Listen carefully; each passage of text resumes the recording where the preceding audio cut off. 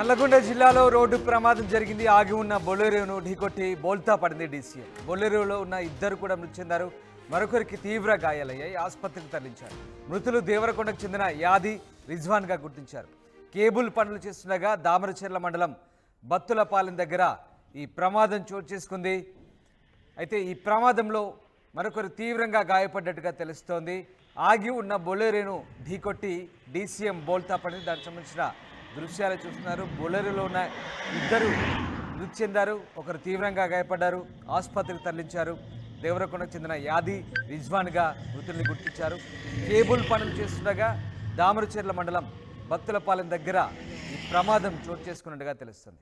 అయితే ఈ ప్రమాదానికి సంబంధించి స్థానికులు ఏమన్నారు ఒకసారి చూద్దాం.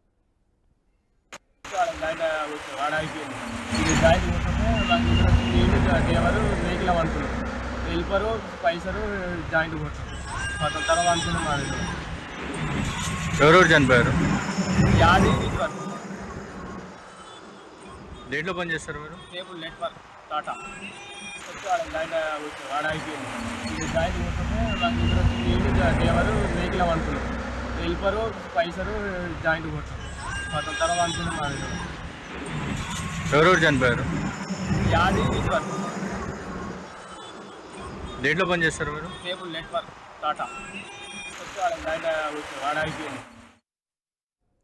ఎస్, రమేష్ జైన్ అవుతున్నారు మా కరెస్పాండెంట్. రమేష్, నల్గొండ జిల్లాలో ప్రమాదానికి సంబంధించిన అప్డేట్స్ ఏంటి? ఆగి ఉన్న బొలెరోను డీసీఎం ఢీకొట్టి బోల్తా పడినట్టుగా తెలుస్తుంది. మరి దీనికి సంబంధించి ఇద్దరు మృతి చెందారు. ఒకరు తీవ్రంగా గాయపడ్డట్టుగా తెలుస్తుంది. గాయపడ్డ వ్యక్తి పరిస్థితి ఏంటి? అసలు ఈ ప్రమాదం ఏ రకంగా చోటు చేసుకుంది? ఎస్, ఆగి ఉన్న బొలెరోను ఢీకొట్టి డీసీఎం బోల్తా పడింది.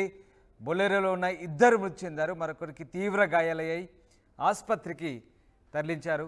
మృతులు దేవరకొండకు చెందిన వారికి గుర్తించారు. కేబుల్ పనులు చేసేందుకు వెళ్తున్నారు బొలెరోలో. ఈ నేపథ్యంలో వెనకాల డీసీఎం వచ్చి ఢీకొంది. డీసీఎం ఢీకొని పల్టీలు కొట్టింది. అయితే బొలెరోలో ఉన్నటువంటి ఇద్దరు మృతి చెందారు. దేవరకొండకు చెందిన యాది రిజ్వాన్ ఇద్దరు కూడా అక్కడికడే చనిపోయారు. దామరచెర్ల మండలం బత్తులపాలెం దగ్గర ఈ ప్రమాదం చోటు చేసుకుంది. ఇక తీవ్రంగా గాయపడ్డ వ్యక్తిని ఆసుపత్రికి తరలించారు. ఆగి ఉన్న బొలెరోను డీసీఎం ఢీకొట్టి బోల్తా పడినట్టుగా తెలుస్తుంది.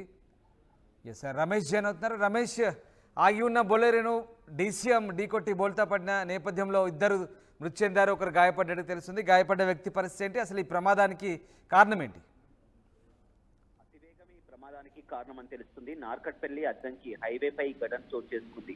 దామరచెర్ల మండలం బొత్తలపాలెం వద్ద హైవే వద్ద అక్కడ ఆ పనులు చేస్తున్నారు. కేబుల్ పనులు చేస్తూ ఆ బొలెరోలో ఉన్నటువంటి ఆ కూలీలు ఆ పనులు చేస్తున్నటువంటి క్రమంలో దాన్ని గమనించకుండా వేగంగా వస్తున్నటువంటి డీసీఎం ఒక్కసారిగా బొలెరో వాహనాన్ని ఢీకొనడంతో ఇద్దరు ఆ బొలెరో వాహనంలో ఉన్న ఇద్దరు కూడా అక్కడెక్కడే మృతి చెందడం జరిగింది. మరొక ఇద్దరికి కూడా తీవ్ర గాయాలు కావడం జరిగింది. అయితే వీళ్ళు రోడ్డు పక్కన ఆ కేబుల్ పనులు చేస్తూ ఆ రోడ్డు పక్కనే ఆ వాహనాన్ని నిలిపి ఉంచడం కూడా ప్రమాదకరమని తెలిసినా ఎలాంటి ప్రమాద సంచికలు లేకుండా వాళ్ళు కేబుల్ పనుల్లో నిమిత్తమై కూడా రోడ్డుపైనే వాహనాన్ని ఆపి ఉండడంతో ఈ ప్రమాదం చోటు చేసుకుందని చెప్పవచ్చు. ఉదయాన్నే ఆ వేగంగా వస్తున్నటువంటి డీసీఎం డ్రైవర్ దీన్ని గమనించకుండా ఒక్కసారిగా ఈ ఘటన చోటు చేసుకుంది. అదేవిధంగా ఉదయం నుంచి కూడా చిరుజల్లులు పడుతున్నాయి. వాతావరణం కూడా సరిగా లేకపోవడంతో ఒక్కసారిగా ఈ ఘటన చోటు చేసుకుంది. ఏదేమైనప్పటికీ కూడా కూలి పనుల నిమిత్తం గత కొన్ని రోజుల నుంచి కూడా కేబుల్ పనులు